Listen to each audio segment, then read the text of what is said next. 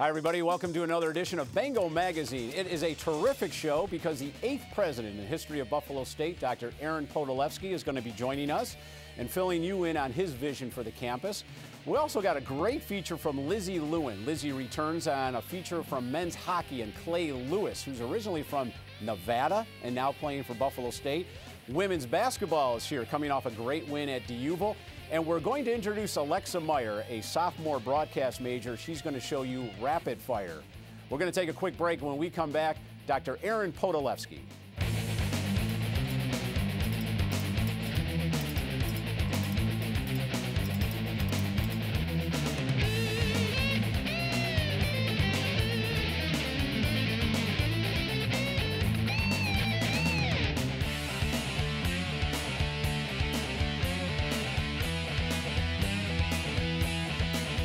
We're back with Bengal Magazine, and Dr. Aaron Podolefsky joins us, the 8th president in the history of the campus. And Dr. Podolefsky, welcome to Bengal Magazine. Thank you for having me, Tom. You've been here, what, 5 or 6 months now, and I'm just kind of curious, what are your thoughts of your new home?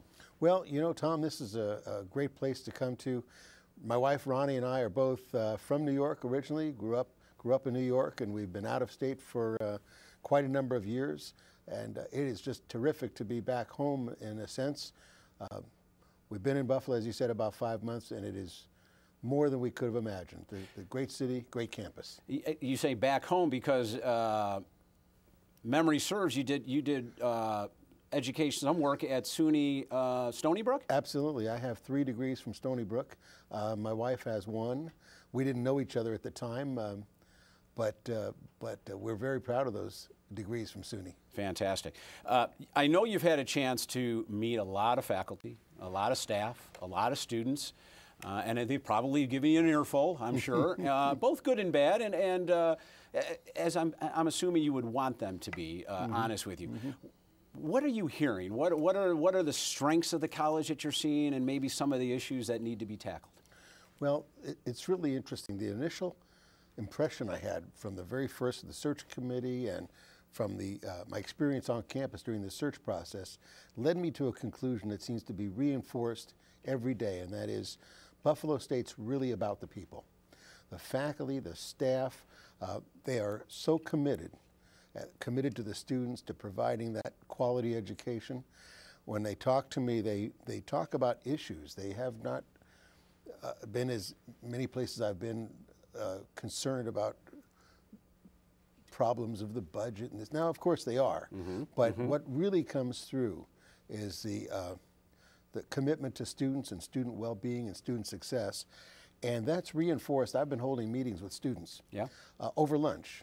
I was going to try to get them up for breakfast, but I decided I'd think better of it. Too difficult. It's tough to get into my 8 o'clock class, I could imagine. Yeah, that's right. So I have about 20 or 25 students around a table for lunch, and I asked them, think of 2 or 3 things, each of them, that they like that we could, about Buffalo State, and think of a few things that they think we could do better.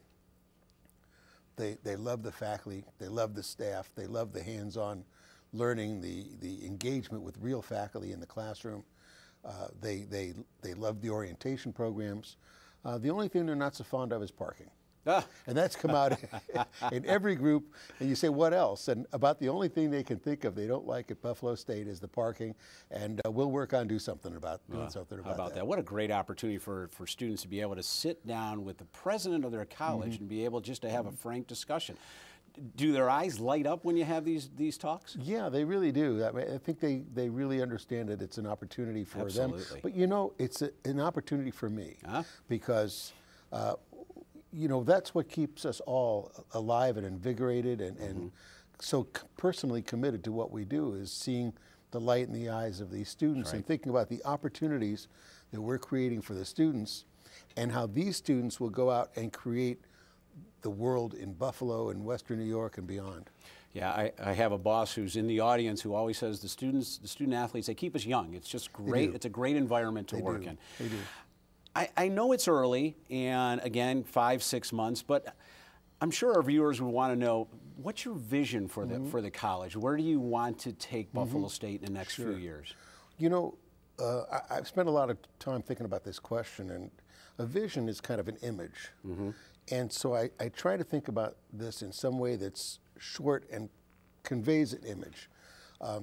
And I think that Buffalo State, like other colleges of its same type, is really in the sweet spot of higher education, if you think of it that way. The problem is most institutions don't know it and they're trying to be something else. And I think that Buffalo State needs to deliver a world-class university education by coupling small college learning environments with large university opportunities. Now, most people have an image of that small college environment. Real faculty in the classroom, nurturing environment, care and concern, hands-on projects with students. Our faculty do that. But unlike the small college, we have 162 programs. We have departments that don't just have a couple of faculty, but we have a great many. Right. So we really provide, in my opinion, the best of both worlds, which is why I left a research university after achieving tenure and becoming administrator and returned to this kind of institution because it's really where my passion is. And because this is somewhat of an athletic show, where does intercollegiate athletics fall into that vision in your mind? That's a great question. You know, if you got the sense from my answer, it was about the student experience across the campus. Well, intercollegiate athletics is really about this experience, and I've heard Jerry Boyce say that many times, and it's absolutely the case. And I've met, over my years as an administrator, many student athletes that have gone on to be in business or in politics or other settings, and they will reflect back and talk about the experience. Right. And so I think intercollegiate athletics has had a long history in universities, obviously, in colleges, and it's really all about the experience. I absolutely believe that. There has been on the table prior to your arrival the discussion of a stadium here at Buffalo State, and some money has been allocated for design, the design phase of that, et cetera, and planning. Where is that right now, Dr. Podolefsky, that as you can tell the viewers?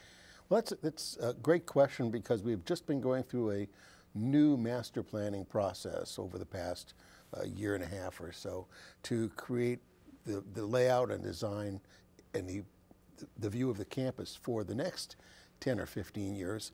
And the first thing is that stadium remains firmly in the master plan, and it is going forward as part of that plan. So that is for sure. Second thing, I've had a nice conversation in my office with Superintendent Williams from the Buffalo Public Schools. We've talked about the stadium. He continues to be excited about it, as he was before, and the partnership, I think, will go forward. So that's very important for us. And third, I know that we have a stadium committee. I know the stadium committee is going to be meeting early December, and they will report back to me on where they think we should go in terms of next steps in advocating for the stadium. I believe it will probably be it is our highest priority at this point. How it's affected by the state budget conditions, only time will tell, because operations sometimes are different from capital. We'll have to see where that goes. Correct. Well, and speaking of the budget, we're out of time for this segment. I know how busy you are in trying to deal with the budget and where the state of New York is, and I just want to sincerely thank you for coming on to Bengal Magazine and letting our viewers know your vision for the college and the athletics department. Well, thank you very much for having me, Tom. It's been great. Pleasure. Stop by again. Thank you. That's Dr. Aaron Podolefsky, the 8th president in the history of Buffalo State College. We're going to take a quick break, but before we do, here's Alexa Myers with a rapid fire. We're here with hockey sophomore Andrew. Andrew, do you have any siblings? Yes, I have a younger sister. She goes to ECC right now. And what are some other sports you enjoy playing? Obviously hockey. I don't know, I like playing football with my friends too. I'm from Buffalo, so gotta love the football team here. And what's your all-time favorite food? Probably pizza. Pizza for sure. Lizzie Lewin returns for a great feature on men's hockey player Clay Lewis. Clay is from Sparks, Nevada, and ends up at Buffalo State with a couple stops here and there, including Sioux Lookout. You know where Sioux Lookout is? It's in the great northern part of Ontario, believe it or not. So here's Lizzie Lewin on a great feature on Clay Lewis.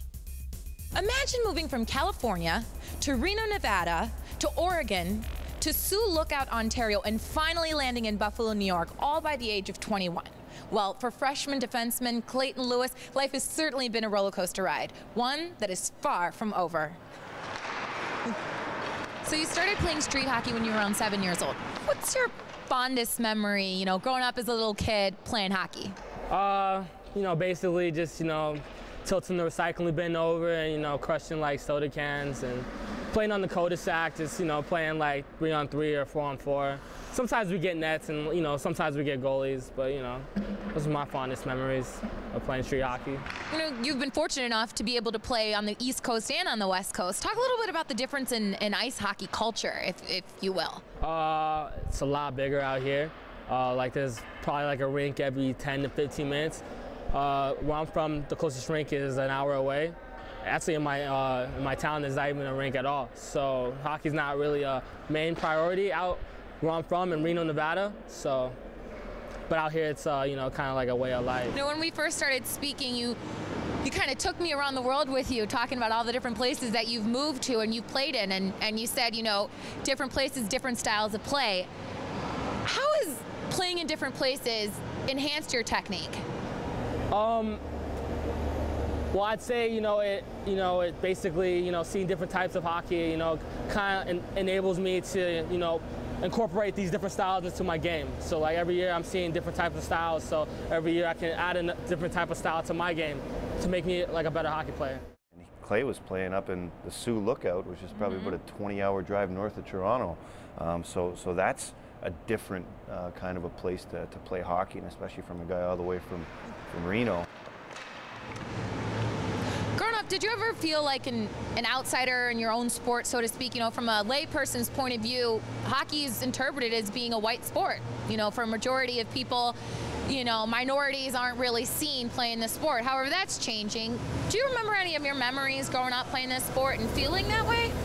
Yeah, absolutely. You know, basically, you know, most black kids, you know, around my way, they're usually playing basketball or football or even baseball.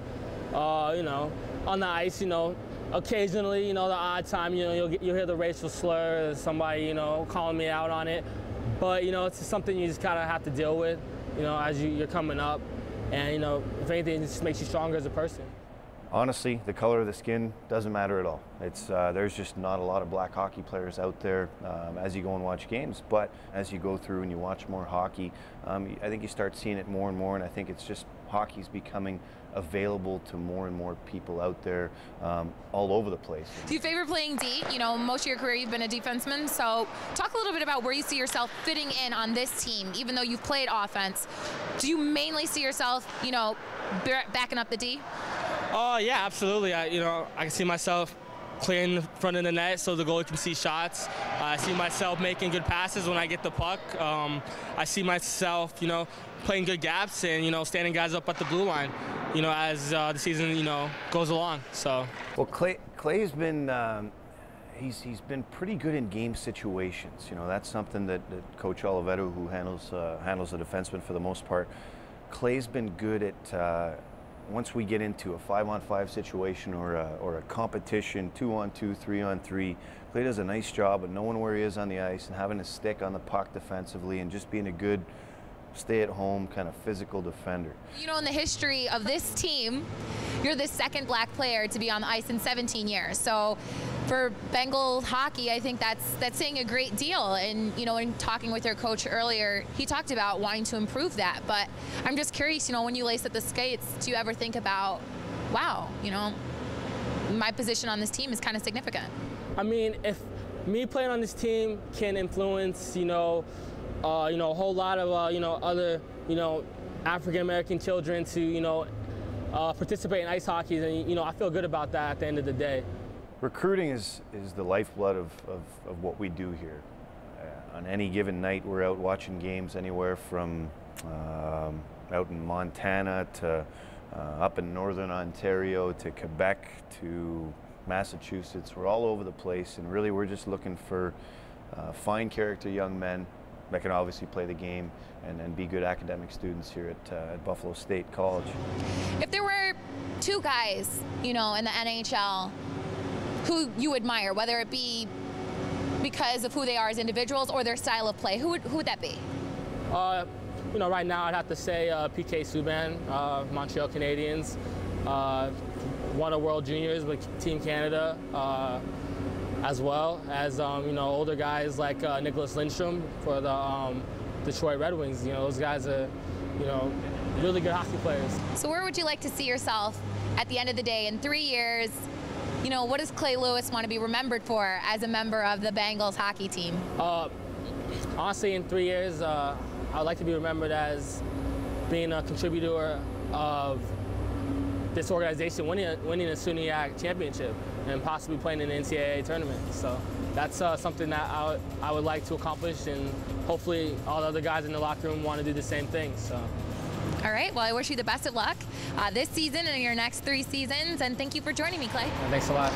Well, here's to getting to know your Bengals. Thanks for joining me for this feature of Bengal Magazine. Join me right here in 2 weeks as I get to know the women's hockey team. Take care, everyone. Wow, what a great feature. Thanks, Lizzie, on that terrific feature on Clay Lewis. We're going to take a quick break. When we come back, we're going to talk women's basketball. And as we go to a break, another rapid fire from Alexa Myers. Today we're with freshman track and field runner Devin. Devin, what's your dream job? My dream job would be a geologist. What's your favorite movie? My favorite movie is Anchorman. And what kind of music do you like to listen to? Classic rock. Thanks, Devin.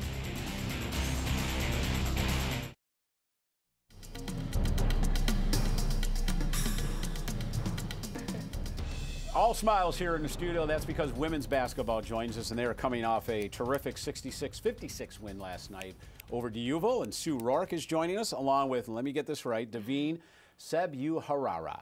So I know that's not how you say it, but I needed to get it out that way, and that was probably the only way I was going to do that. So welcome, ladies. Appreciate you being on, and congratulations on the win. Thank you. Before we get into the Deauville game, let's talk a little bit about a preview of this season and your team being game 1, and you're just coming off training camp. So why don't you give us a little feel for women's basketball? Yeah, we're very excited for the upcoming season. We have a core group of returners back, and we think, you know, we made some nice additions with some new players, and you know, we doubled almost our number of wins last year from the year before, and really keep, you know, we're just looking to keep building on that success. You know, it's interesting. You say a core group, and yet some would consider this almost a young team with only 2 seniors and then 3 juniors and everybody else, sophomores or freshmen. So it's kind of an interesting group, because you do have this core group that played last year, and yet they're not upperclassmen per se.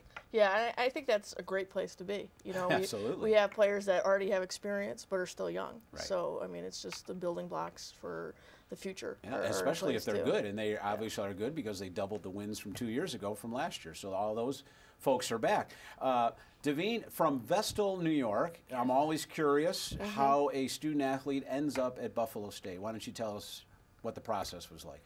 Well, honestly, my whole family has gone to Buffalo schools, yeah, so it's just a great place. I love the city. It's very diverse. It's something different from Vestal, and just want to get a little far away from home, you know, get a feel, help me grow up and stuff, Yeah, and you can still get in a car or on a bus and head down to Vestal every now and then. So your family had come to Buffalo State or Buffalo colleges? Buffalo schools, yeah. How about that? My little brother is actually at the University at Buffalo right now, so I get to go. We won't say that. No, I'm just kidding. No, that's okay. That's fair. And what's he majoring in? He's a business major. Fantastic. Yes. So he'll come see you Friday, right? Yes. He better, because I'll be looking for him. Oh, okay. I'll now let him know. let's talk about the game last night. Deauville, terrific way to start the season. Why don't you run us through the game and how it went? Did it go as you had planned? Yeah, we knew it was going to be a very competitive game. Deauville has definitely improved their program over the last few years, and it was a tight, close game. We were only up 3 at the half, and it was a battle right down the stretch. So, you know, to come out of that with a win early on, I think it definitely can build our confidence and something we can build upon. How were the girls looking at that game? I mean, obviously there was some excitement, but it was, you know, was it, okay, here's the first one to the step too many? I mean, how did you guys look at that game in the locker room last night? We were very excited, you know, first game of the season, especially we came off of a great win against Sheridan, but we knew this was a whole new challenge, but we were very excited.